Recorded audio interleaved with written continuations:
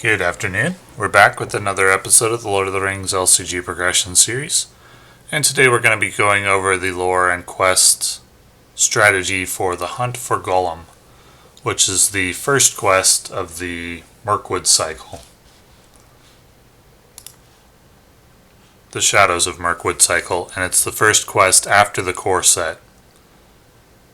So Gandalf has requested your assistance in the search for the elusive creature known as Gollum. Your search begins in the Anduin Valley between Mirkwood Forest and the Misty Mountains. So, if you recall, in the last quest we were here in Dol Guldur, and now we're in the Anduin Valley, which it says is between Mirkwood and the Misty Mountains. The Misty Mountains are here, and Mirkwood is here. Doesn't say which side of the river that we're on, but I'm going to assume that we're on the west side of the river, closest to Lorien. Though it could very well be the east side, and I don't know that it matters much. Though, for the sake of visualizing it properly, I would have preferred if the quest would say. But regardless, we're somewhere between the Misty Mountains and Mirkwood, which is quite a long stretch, but given that we were just in Dol Guldur, probably somewhere on the southern side. And we're hunting for Gollum.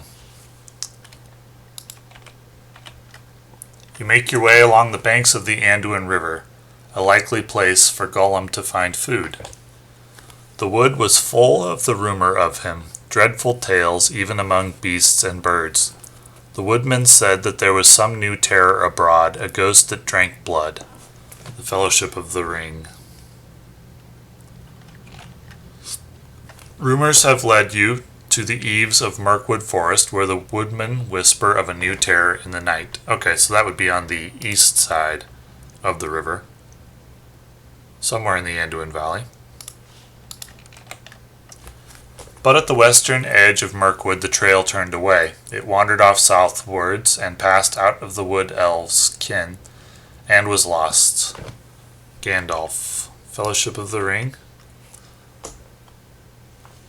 Okay, so strategy for this quest. This is the first quest, first adventure pack, first quest of the Shadows of Mirkwood cycle.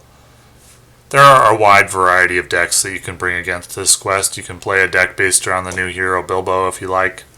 The setup for this is one card per player from the encounter deck, which is not terrible as far as setups go, but it does present at least some challenge in quest or in deck building, in that you can't build a deck that's got no ability to deal with any encounter card early in the game. In phase 1, you need to... Well, the gimmick of this quest is that if you quest successfully, you have to look at the top 3 cards of the encounter deck and reveal and add one of those to the staging area, discarding the other 2. It's not that bad. When you reveal 3, you can typically find one that's relatively innocuous, such as this Treachery, which would do nothing if you don't have threat, if your threat's under 35, or something like that. That's not too bad. This quest is also intended to help you find one of the gimmick of this quest, which is the card. The card is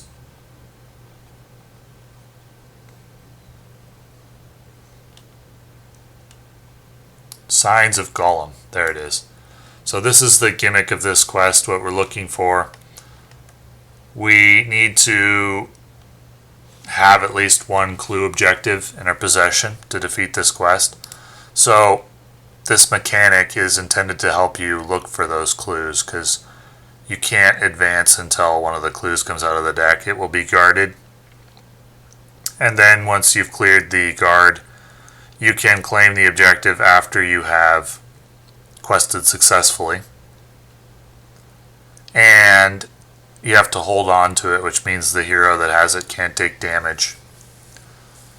There are a variety of shadow cards, and I'm not sure if there are treacheries, but shadow cards which do something if you control a clue. Like this one, for example, if you do not control at least one hero with a clue attached, double this enemy's base attack for this attack. deal 1 damage to each hero with a clue attached, which would cause you to drop the clue, and it would go back to staging. Actually, in this case, normally it would go back to staging. In this case, if an attached hero is damaged or leave play, you return the card to the top of the encounter deck, which can be inconvenient, because then when it comes out, it becomes guarded again. So what you're trying to do in Phase 1 is simply advance. In Phase 2, simply advance. In Phase 3, any player who does not control a hero with at least 1 clue objective attached cannot commit characters to the quest. If there are no heroes with clue objectives attached in play, reset the quest deck to Stage 2B. So there's no point in advancing past Stage 2 until you have found a clue from the encounter deck and successfully attached it to a hero. And should it become detached, you're going to have to go back to Phase 2, and when it says reset the quest deck to Stage 2B, it means you go back to Stage 2 with 0 progress on it, and you have to add 10 progress again. Phase 2 is slightly more challenging than Phase 1 in that you only get to look at the top 2 cards of the encounter deck, so strategy for this quest is probably just to quest lightly in Phase 1 and get set up. You don't have to do that. It's not, the challenge isn't so great that you have to. You can advance to Phase 2, but once you get to Phase 2, if you haven't found a clue yet, you want to quest very lightly because there's no point in advancing. And if you will probably want to quest lightly in Phase 1 as well, because you get to see 3 cards instead of 2 in Phase 1, which makes it easier to find the clue that you're looking for. Once you've found a clue, then you can proceed through the quest. One of the other hiccups that this encounter deck will try to throw at you is the card Hunters from Mordor.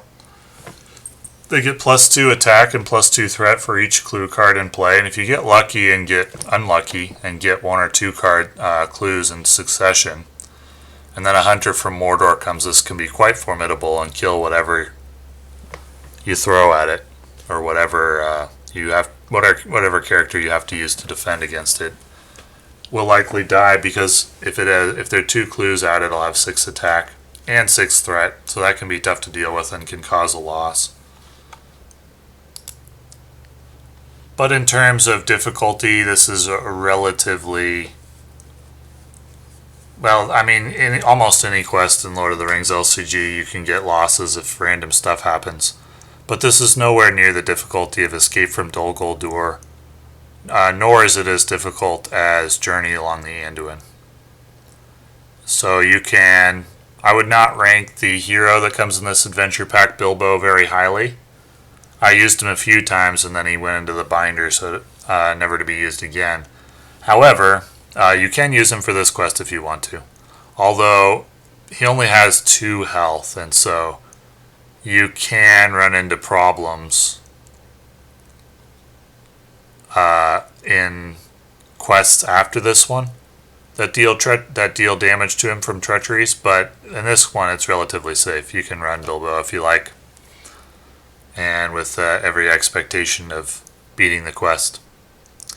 So, strategy for this, just quest lightly. Don't quest with just quest with enough not to take threat until you find a clue and get set up, and then go full steam, and you should defeat the quest. Although there's a variety of things that can throw a hiccup in your plans, primarily taking damage on a hero that has a clue, which can cause you to drop it. So ideally you'd like to complete Phase 3 in 1 round to minimize the risk of that happening. But stuff happens and it's not always possible, but that's ideally the strategy. They'll often encounter quests like this where you want to quest precisely, and what I mean by questing precisely is, let's use an example. Let's say you start out with 1 card revealed from the encounter deck, right? So let's say you have the East Bank. Well, ideally, how much do you want to quest for? When I say quest lightly, what do I mean? I mean quest to cover what's in the staging area plus 1 additional encounter card that you'll reveal. And I usually account for 3 threat when I'm guessing at what the next encounter card will be. So ideally, I would commit 6 threat to this quest and no more, and I would consider that questing lightly. And that might not be possible on turn 1 depending on what your heroes are, but once it is possible, and you actually have more willpower than you need, I would consider questing lightly to be whatever's in the staging area plus 3 threat to account for potential encounter cards, so that another 3 threat encounter card could come out without dealing you any additional threat. Now, sometimes you get 4 threat, and sometimes I'll account for 4 threat, depending on how precisely I need to quest. Here you only have 8 extra, so if you did 7 willpower, if you quested for 7 willpower, and a blank card came, a treachery, you would quest for 4, and you would only be able to do that 2 turns before you'd move on. And if you move on before you found a clue, it gets more difficult to find a clue, although it's not that big a deal. But even so, I'd prefer to quest lightly in phase 1 until I find a clue, and to me that means committing 6 willpower to the quest and no more. Until I find a clue, and then I'll go full steam. And the other characters that I'm not using to quest, I'll use to deal with any enemies that come. And once you got a clue, then you go full steam and complete the quest. So, hopefully that's helpful or at least entertaining, and thank you for watching.